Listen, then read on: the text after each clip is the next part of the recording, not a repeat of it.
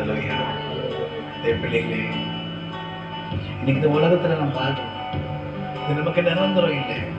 சின்ன குழந்தை கூட மரணம் வருது. பாதி வயசுல இருக்கவங்க நிறைய பேர் இப்ப பாக்குற 30, 35, 40 வயசு 45 வயசுக்குள்ள இருக்கவங்க நிறைய பேர் கிறிஸ்டியன்ஸ் தான் நான் பார்க்குறேன். இந்து சைடு பற்றி தெரியல. அங்கங்க போஸ்டிங் வந்துட்டே இருக்கு. இறந்துட்டாங்க. Sudden death. ஏன்னா நமக்கு நிரந்தரம் கிடையாது. நிரந்தரம் இல்லாத வாழ்க்கையை வாழ்ந்துட்டு இருக்காங்க. இந்த உலகத்தின் காரியங்களுக்காக நாம் கர்த்தரை இழந்துடக்கூடாது. ஆண்டை இழந்துடக்கூடாது. ஸோ இந்த உலகத்தில் நம்ம எப்படி வேணா வாழணும்னு நினைச்சா கூட வாழலாம்.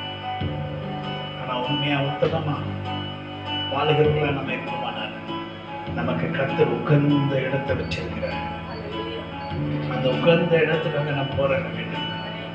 இன்னைக்கு பணம், ஆசை, காசு, காரு, பெரிய பங்களா, நல்ல போனு, அதுதான் பெருமைன்னு நினைக்கிட்டீங்கன்னா அது முட்டாள்தான். இதெல்லாம் ஊழியக்காரர்கள் நிறைய பேர் இழந்துட்டு தான் வந்திருக்காங்க. மோசையெல்லாம் பார்த்தீங்கன்னா நிம்மதியா இருந்தவரை தான் கூட்டிட்டு வந்திருக்கு. ஆபிரகாம் கூட பெரிய பணக்காரன். பிள்ளைகளே, எதுக்காக அவங்க போராடினாங்க? இவைகள் எல்லாவற்றை காட்டிலும் மேலானதை கர்த்தர் நமக்கு கொடுப்பார். என்ன ஆண்டவர் ஊழியத்தில் அழைக்கும் போது கூட நீங்க நம்பினா நம்பக நம்பாட்டி போங்க. என் பேண்ட் பாக்கெட்ல 2000ல 1 லட்சம் ரூபாய் என் பேண்ட் பாக்கெட்ல இருக்கும். அப்போ 500 ரூபாய் கட்டு 2 கட்டு பாக்கெட்ல எப்பவுமே இருக்கும். அவ்வளவு பிசினஸ் செஞ்சேன். அந்த நேரத்துல கர்த்தர் அவ்வளவு சம்பாதிப்பேன். மாசம் 1 நாள் 2 நாள் அவ்வளவு சம்பாதிப்பேன். அதெல்லாம் விட்டுட்டு நீ ஊழியம் செய்ய சொல்வது எனக்கு கஷ்டமா தான் இருந்துச்சு. எங்க வீட்டு அம்மாக்கு ரொம்ப கஷ்டமா இருந்துச்சு. ரொம்ப கஷ்டமா இருந்துச்சு. இதெல்லாம் விட்டுட்டு எங்க அப்பா அம்மாவே வேண்டாம்ட்டாங்க. ஆனா கர்த்தர், நான் நல்லவனே இல்லை, என்ன கர்த்தர் தெரிஞ்சுக்கிட்டாங்க. நான் வேண்டாம் தான் ஆண்டுட்டு எவ்வளவு சொன்னேன். அவங்க நல்லவங்களா இருக்கிறதெல்லாம் விட்டுட்டு என்ன போய் கெட்டவனாகி என்ன போய் கூப்பிட்டு நான் வேற நோக்கத்தோட இருக்கிறேன், இவ்வளோ உயர்ந்திருக்கணும் அப்படின்னு நினைச்சேன். அதெல்லாம் என் மைண்ட் ரப்பர் அழைக்கிற மாதிரி அழைச்சிட்டு கர்த்தருடைய பாட்டில் உட்கார வச்சு எனக்காக வாழ்ந்தே அதே காலம் அப்படி இருக்கிற என்ன இப்படியான மாச்சு. பிள்ளைகளே, இன்னைக்கு அநேக கஷ்டங்களை தாண்டி தான் நான் வரேன். நான் இப்போ இருக்கிறது இல்லைன்னா அப்ப சம்பாதிச்சிருந்தேன். அது வித்துதான் அப்படியே தான் நான் இது பண்ணியிருக்கேன். யார் இடத்துலையும் வாங்கி நான் இது கட்டலை, கோபுரம் கட்டலை, அலமதியில கட்டி இருக்கிற அந்த இடத்துல நீங்களா உங்களுக்கு தெரியாமே நான் கட்டிட்டேன். என் காசுல கட்டி முடிச்சுட்டு சட்டன்னா தான் உங்களை கூட்டியிருப்பாங்க. பிள்ளைகளே, நீங்கள் இந்த உலகத்தின் காரியங்களை நம்பிக்கை வைக்காதீங்க. இயேசு கிறிஸ்து எதுக்காக பிறந்தானா? உனக்கு ஒரு மேலிடத்தை கொடுக்கும்படி, உனக்காக ஒரு அழகான வீட்டை கட்டி வைத்திருக்கிறார். இந்த உலகத்தின் எல்லா காரியங்களும் விட்டுட்டு தான் நம்ம போறோம். அதெல்லாம் மண்ணோட மண்ணா போகுது. சொல்றாங்க பெரிய சபை கட்டுவேன், 100 கோடி 500 கோடி 10,000 கோடி கூட கட்டு, அதெல்லாம் கூட தூசியை போயிட போதும். அப்படிதான் லைஃப்ல போட்டுருங்க. சபையா எதுவாக இருந்தாலும் அதெல்லாம் முக்கியமே கிடையாது. அவன் பாருங்க, பாஸ்டருங்க மற்றவங்களாம் என்ன பண்றாங்கன்னா கேட்டு கேட்டு எதோ கட்டுறாங்க. நான் கூட அந்த இதுல ஸ்டார்டிங் அப்ளை பண்ண விட்டுட்டேன். நான் கர்த்தர் சுத்தமான கர்த்தர் கட்டுவார். அமேன் சொல்லுங்க. நம்ம உணர்ந்துகிட்ட கேட்டு கட்டக்கூடாது. அப்ப இன்னைக்கு நிறைய பேர் என்ன பண்ணாங்க, அவங்க கிட்ட வாங்கி இவங்க கிட்ட வாங்கி பிடிங்க ஏழை கிட்ட பிடிங்க பெருசா கோபுரம் கட்டி கர்த்தர் கொடுத்து கர்த்தர் உன் வாய் தான் அவனை கொடுத்துச்சு. நீ தான் கெஞ்சி வாங்கின, பிச்சை எடுத்து கட்டல. ஆண்டு பிச்சை எடுக்கவே சொல்லவே இல்லை. அவர்களா தாராளமா இருந்து கொடுக்கும் போது நாம் கட்டலாம். ஆனதே பிள்ளைகளே, நம்மளை ஐஸ்வர்யனாக மாற்றும்படி கர்த்தர் உலகத்தில் மடிச்சாரு. உகந்த இடத்தை கொடுக்கும்படி இந்த உலகத்துல பிறந்தாரு. அதனால உங்களிடத்துல இருக்கிற பொருட்கள் அது இது எனக்கு இருக்கு, அது இருக்கு, இது இருக்குன்னு சொல்லி பெருமை பாராட்டுறதுக்கு ஒண்ணுமே இல்லை. பெரிய ரவுடி, நான் தான் ரவுடி, இந்த ஏரியா ரவுடி, அந்த ரவுடி, இந்த ரவுடின்லாம் சொல்லுவாங்க. அவன் இறந்த பிறகு ஒரு நாய்க்கு தான் அவனை சட்டை பண்ணாது. நான் எடுத்து கத்தி எடுத்தனா அவனை வெட்டுவேன். நீ ஒன்றை பண்ண முடியாது. ஒரு நாய் கூட ஒன்று சட்டம் பண்ணாது, இறந்துட்டாங்க. இதுதான் நம்முடைய வாழ்க்கை. இதை நாம் உணர்ந்து இந்த கிறிஸ்துமஸ் நாள் அன்று கர்த்தர் நமக்கு பெரிய காரியங்களை செய்திருக்கிறார். ஹல்லேலூயா. நித்திய ஜீவனுக்காக கர்த்தர் நமக்கு எல்லாவற்றையும் ஒப்பு கொடுத்திருக்கிறார். கர்த்தர் நமக்கு நித்திய ஜீவன் கொடுத்தபடி இவெல்லாவற்றிலும் மேலானவைகளை கர்த்தருக்கு கர்த்தர் நமக்கு வச்சிருக்கிறார். பிள்ளைகளே, இந்த நாளிலே கர்த்தர் நோக்கி பாருங்க.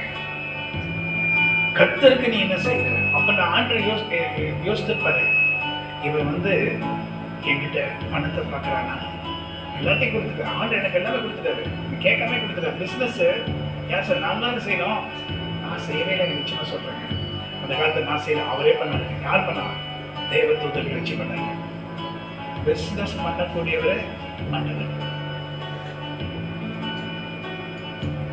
எல்லாவற்றையும் கற்றுக் கொடுப்பாரு.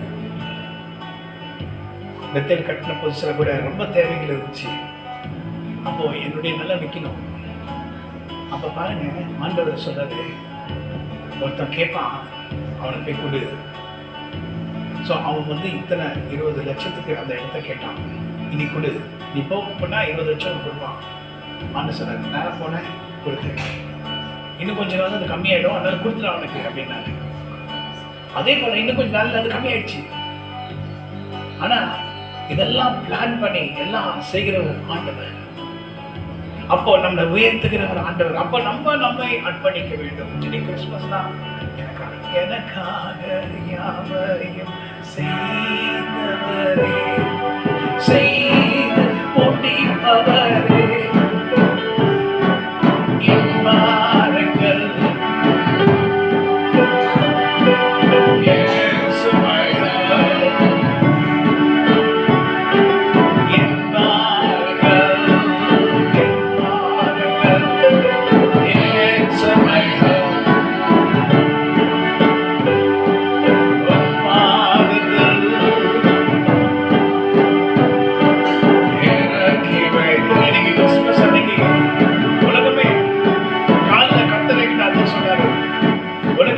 கொண்டாட்டம் பண்ணிட்டு இருக்கு.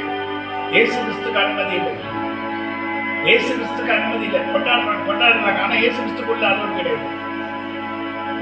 கிறிஸ்துமஸ் அன்றைக்கு உண்மையா செய்ய வேண்டிய காரணம் என்னன்னா, கர்த்தருடைய ஊழியக்காரர்கள் மற்றவங்களுக்கெல்லாம் அப்புறம் பைபிளே சொல்லியிருக்கு.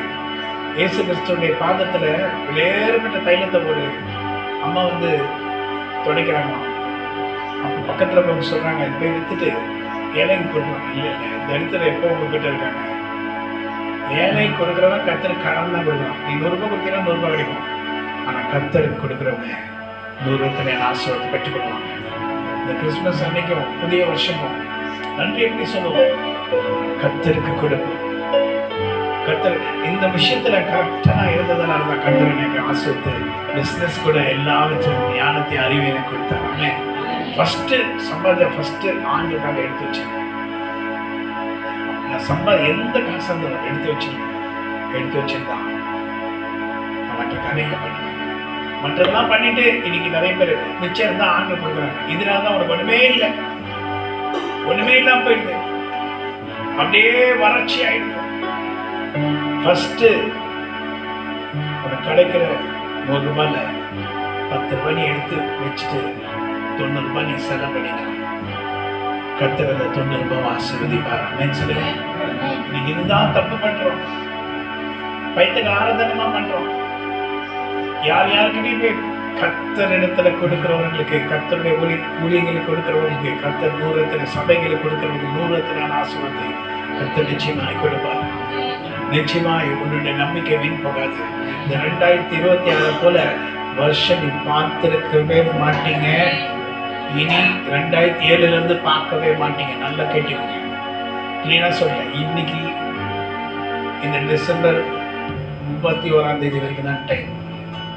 உங்களுக்கு நல்லா சொல்றேன், காதுள்ளவன் கேட்க கடவன். உனக்கு இல்லைன்னா அது சாபத்தினாலதான் உனக்கு இல்லாம போயிடுச்சு. நீ பண்ண தப்புனால அது சாபமாயிட்டு உனக்கு இல்லாம போயிடுச்சு. இந்த டிசம்பர் 31ஆம் தேதி வரைக்கும் நான் டைம். நான் சொல்றேன் 2026 போல இது வரைக்கும் ஒரு லைஃப்ல பார்த்துருக்க மாட்டேன் ஆசைப்பட்டேன்.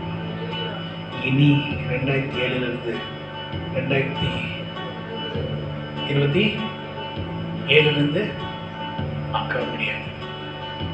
அத்தனை பெற்றுக் கொள்ளுகிற வருஷம். அப்ப இப்போ நம்ம தயாரா இருந்தாதான் இதை பெற்றுக்கொள்ளலாம். நான் உண்மையா சொல்றேன், என் இதயத்திலிருந்து சொல்றேன். இதை தெரியாம ஊழியக்காரங்க என்ன சொல்றாங்க, ஒருத்தர் சொல்லவே சொல்ல 2026 இறக்கமே இருக்காது, ஆண்டவர் இறக்கமே பாட மாட்டான். என்ன வார்த்தை! ஆண்டவர் குறிச்சு நீ தான் தெரிஞ்சிருக்கிறியா?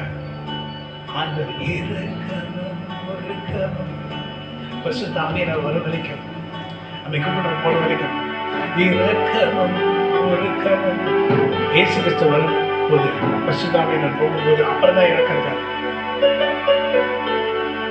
இரக்கமும் ஒழுக்கமும் நீடிய சாந்தமும் கிருபையும் உள்ளவரே. எப்படிங்க இறக்கம் இல்லாம இருப்பாரு? இயேசு கிறிஸ்துக்கு இறக்கம் தானே, அவர் பேரே கிருபை. அவர் இருக்காருன்னா கிருபை, கிருபையின் காலத்துல இருக்கும். எப்படி இறக்கம் இல்லாம இருப்பாரு? அப்ப அவர் கொடூரமா இருப்பாரா? நமக்காக ஜீவனை விட்டவர் நம்முடைய எல்லா சோதனைகளையும் அறிஞ்சிருக்கிறார். நீ பாவி என்று தள்ளிட மாட்டாரு, பாவி என்று தள்ளி தூக்கி எரிஞ்சிட மாட்டாரு. கர்த்தர் உன்னை ஆஸ்வதிக்க வல்லவராக இருக்கிறார். ஆமென். இந்த கிறிஸ்துமஸ் நாள்ல உணர்ந்து கர்த்தரை தொழுது கொள்வோம். அவன் நாமம்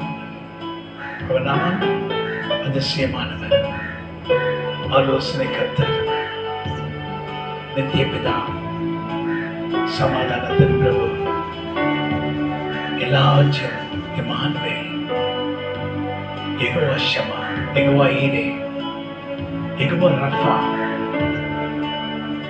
கர்த்தர் நம்மோடு கூட இருக்கிறார். எல் ஷடாய், என்னை காண்கின்ற தேவனே, என்னை காக்கிற தேவன் நீர், என்னோடு இருப்பவர் நீர். உம்மை துதிப்பேன். ஹல்லேலூயா. Can you play a Christmas song? Hallelujah. தேவன் நமக்கு எல்லாவற்றையும் நன்மையை செய்து படிப்பார். வருகிற வருஷம் 2026 ஆசீர்வாதத்தை நாங்கள் முற்றிலுமாக பெற்றுக்கொள்ள போகிறோம். சபையை பெற்றுக்கொள்ள போகிறோம். இங்க இருக்கவங்க எல்லாம் ஆசீர்வாதமா மாற போறாங்க. அதை கர்த்தர் உங்களை தகுதிப்படுத்தபடி ஜெபிக்கிறேன். நீங்க தகுதியுள்ள காரியங்களை செய்ய கர்த்தர் நிச்சயமா எங்களோடு வளர்ந்து உங்களை பலப்படுத்துவார். Can you sing Christmas song?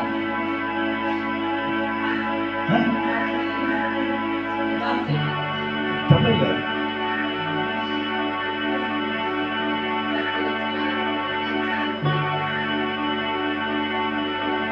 அது வேற நம்ம சாங் பாடுவோமே.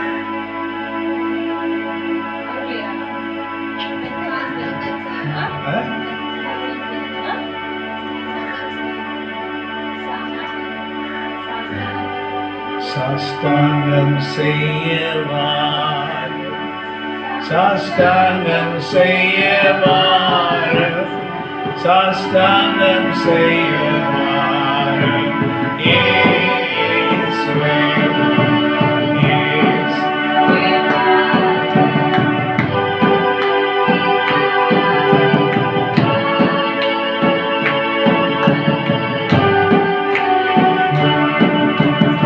இதுவரை எனக்கு எத்தனையோ